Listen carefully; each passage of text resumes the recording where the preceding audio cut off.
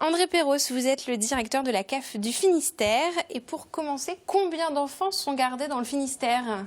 Alors environ 50 000 enfants sont concernés par les modes de garde dans le Finistère. Et combien de places existent dans le département pour garder ces 50 000 enfants ?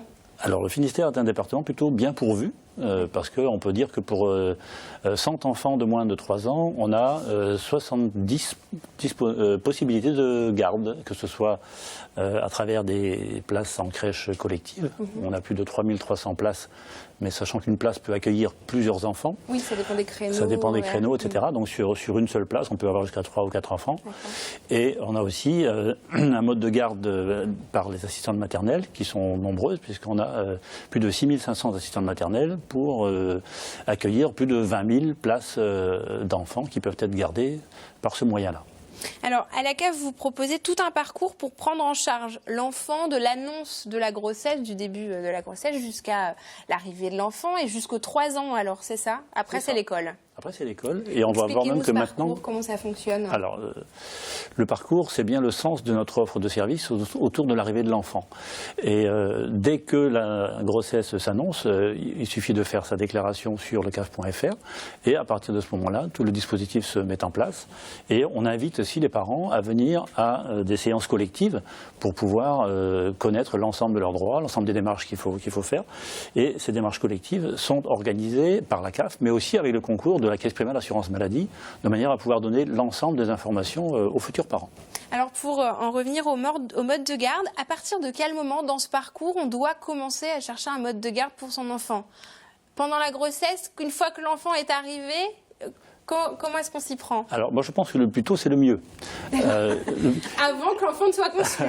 Alors peut-être pas, mais je trouve que dès que l'enfant est conçu et dès qu'on a la déclaration de grossesse, je pense qu'il est prudent de commencer à rechercher un mode de garde, sachant qu'il y a pour cela aussi beaucoup de modes d'information à disposition. Il y a un site qui s'appelle monenfant.fr sur lequel beaucoup notamment d'assistantes maternelles sont référencées et celles qui ne le sont pas, je les invite à le faire pour que le site soit le plus complet possible. Et sur ce site-là, il y a toutes les informations permettant aux parents de savoir quelles sont les assistantes maternelles qui exercent dans la région où elles se trouvent. Voilà. D'accord. Est-ce qu'il y a un mode de garde qui est plus simple, plus pratique, plus disponible peut-être, assistante maternelle, crèche ? Qu'est-ce qu'il vaut mieux privilégier pour être sûr d'avoir une place le plus tôt possible ? Alors, ça dépend du choix des familles et des situations professionnelles, également des familles. Le mode de garde qui revient le moins cher aux familles, c'est le mode de garde en crèche collective. Parce que la CAF finance ces modes de garde collectifs en fonction des ressources de la famille. Donc, moins la famille a de ressources et moins la contribution de la famille est importante. C'est pour ça que c'est un moyen vraiment... Pour les budgets serrés, on essaye d'aller en crèche. Exactement. C'est le mode de garde qui revient le moins cher aux familles. D'accord. Est-ce qu'il y a entre zones urbaines, zones rurales, Brest, Quimper et le centre de la Bretagne par exemple, est-ce qu'il y a des disparités ? Des endroits où c'est plus facile de trouver peut-être des crèches ou des assistantes maternelles ? Oui, vous avez raison. Il y a encore des disparités sur le département, bien qu'on soit un département plutôt bien pourvu.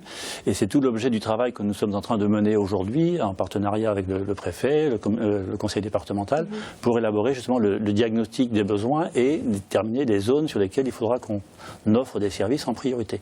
Et le mode de garde sur une zone rurale ne sera pas du tout le même que celui d'une zone urbaine comme Brest ou Quimper. Donc à nous d'adapter aussi le mode de garde en fonction de la situation de chaque territoire.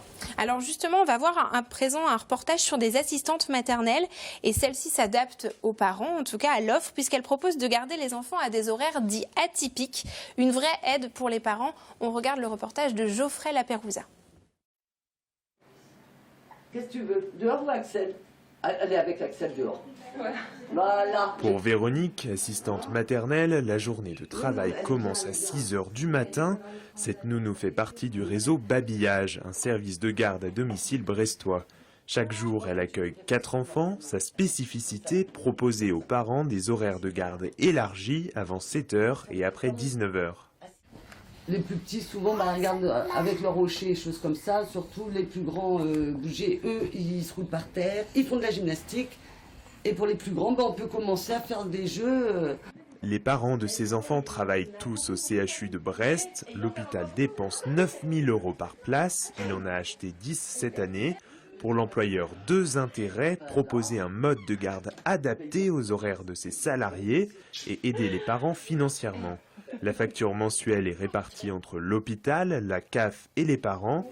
Cette maman aide-soignante débourse seulement 80 € par mois pour 36 heures de garde par semaine. Je commence parfois à 6h30 le matin et des fois il m'arrive de terminer à 21h le soir. C'est pas des horaires qu'on peut trouver en crèche. Du coup, seule une assistante maternelle peut répondre à ces horaires atypiques. C'est vrai que le côté nounou, petit cocon quand même, quoi, aussi, c'est plus familial.